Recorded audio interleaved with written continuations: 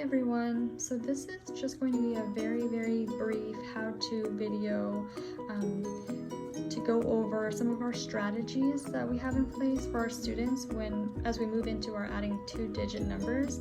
And I will also post another video for subtracting our 2-digit numbers, but for now I just wanted to stick with our addition in this video, and we will go through a few different strategies that the students can use and choose really what works best for them, what their brain likes, and really just helps them to be able to visualize a little better or to work through a little easier. So, and this is also for parents. I know that things look a little bit differently now than maybe how you learned or how I learned growing up with our addition and subtraction facts.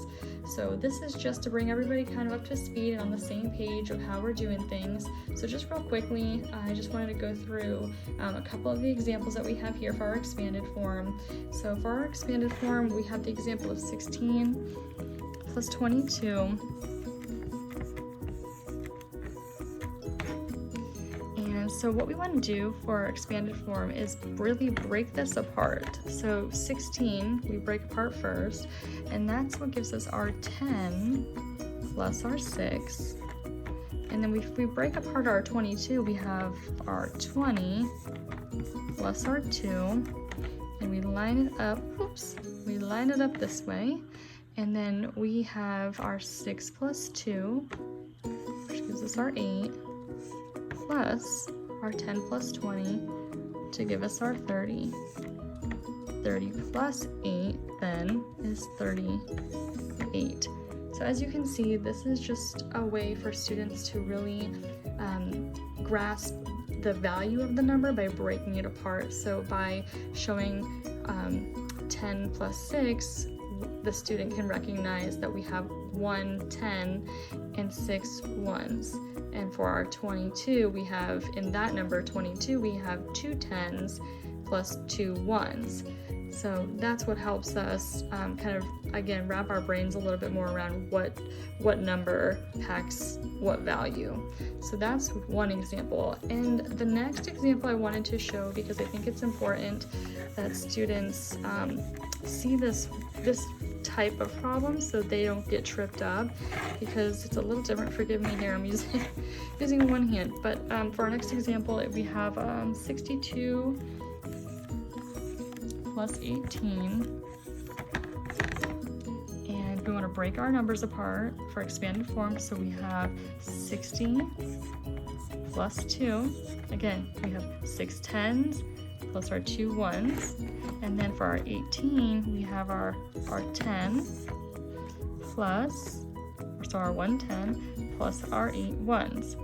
So this may be where students and parents alike, depending on how you learn math, may get tripped up here. I know I did with my daughter when I first started, when she came home a few years ago and tried to explain this to me. So 2 plus 8 we know is 10.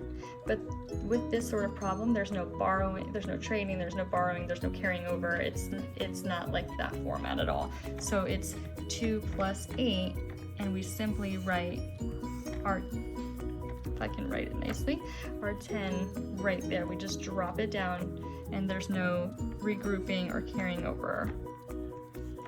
So then our 60 plus our 10 is 70. So that's what gives us our 70 plus 10 to equal our answer of 80.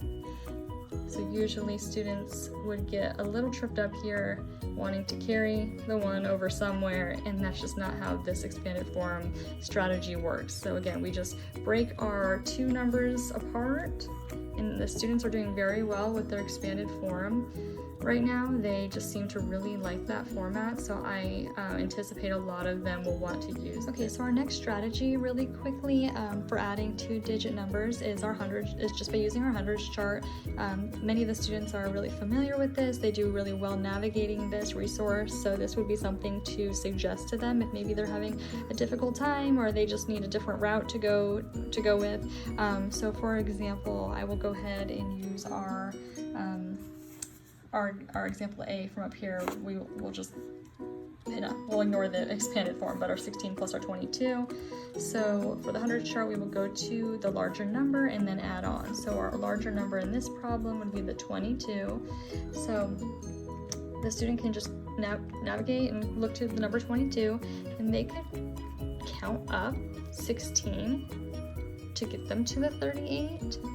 Or if they are feeling comfortable with the skip counting, they could, just by knowing, if they use some mental math, that 32 is 10 more than 22, they could, instead of going individually through that row, they could go ahead and bump down to 32, knowing that that would be 10 that they've added so far, plus another 6 that they would need. So then 1, 2, 3, 4, 5, 6, getting them to that 38. So however they would like to do that, I know maybe starting out they might feel more comfortable just bumping up individually one by one, but again, if they're pretty proficient in skip counting, they can just go ahead and bump down and then over, however they feel comfortable doing that. But that's just another strategy that they can use.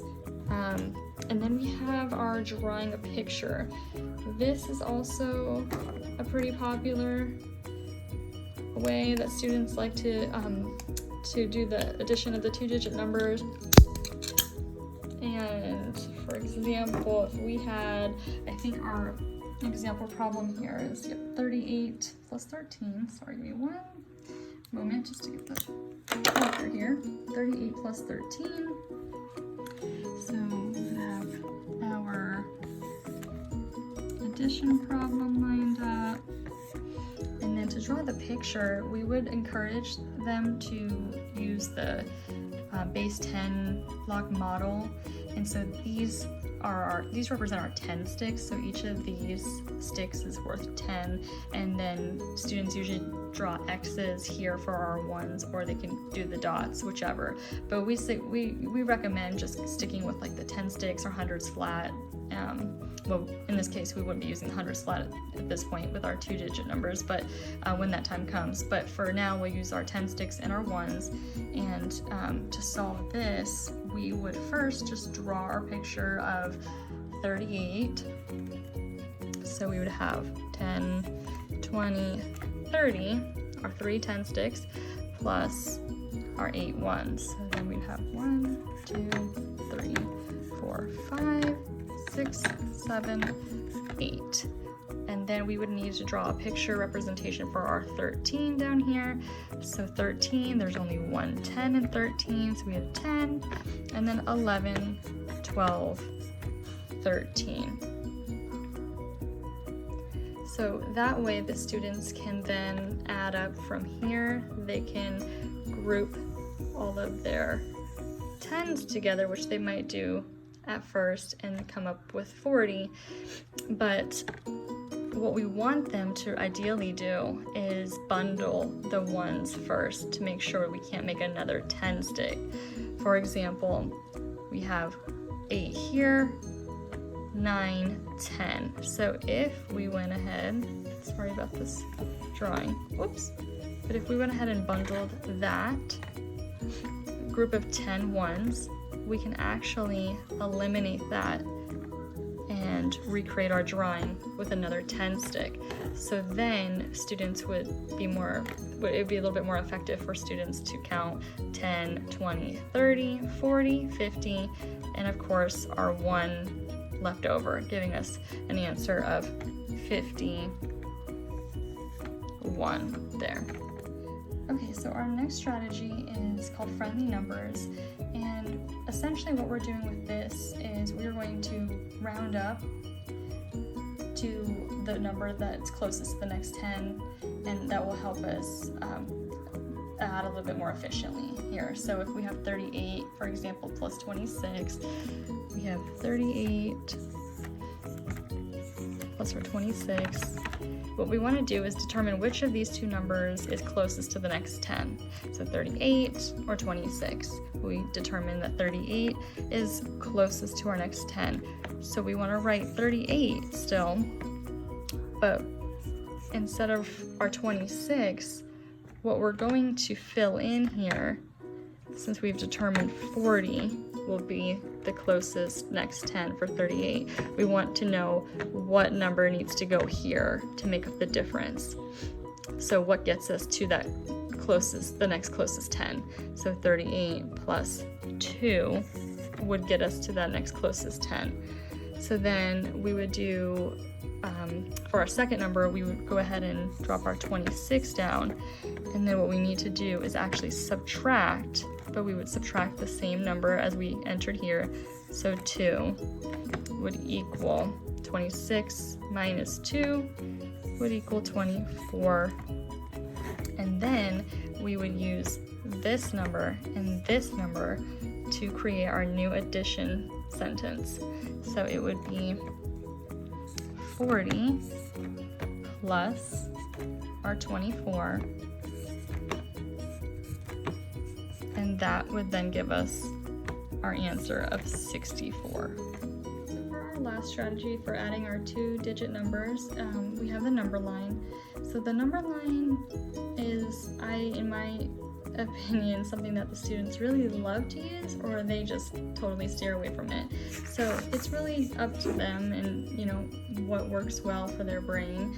So this is just something to try out, maybe if they're struggling with some of the other strategies, or if they just, you know, if this is something that makes a little bit more sense to them, by all means have them use their number line. So we're going to go ahead and do a quick example. So we'll use our 14 plus our 56 as our problem.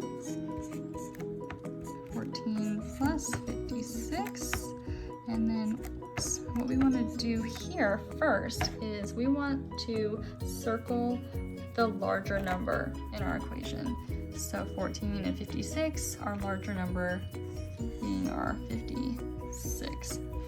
So what we want to do with our largest number then is we want to label the left side of the number line with that number. So all the way here, over here, is where we would then want to indicate our number of 56.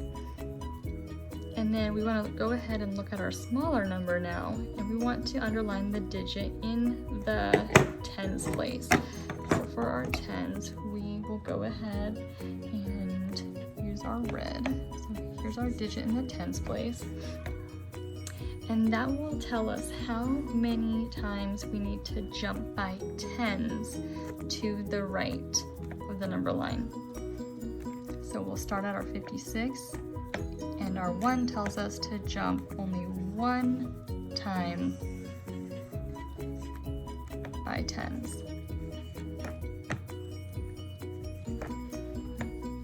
Okay, so we would then have the number, if we were skip counting and jumping from 56 to our next number by 10, we would have 66 as our next number.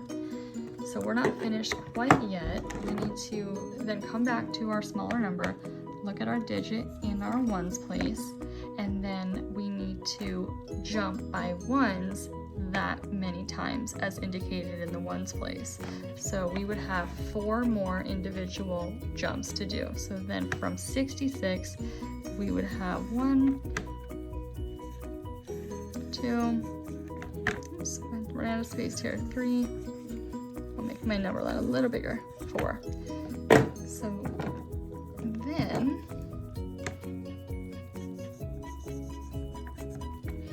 sorry about that, guys, just ignore that for now.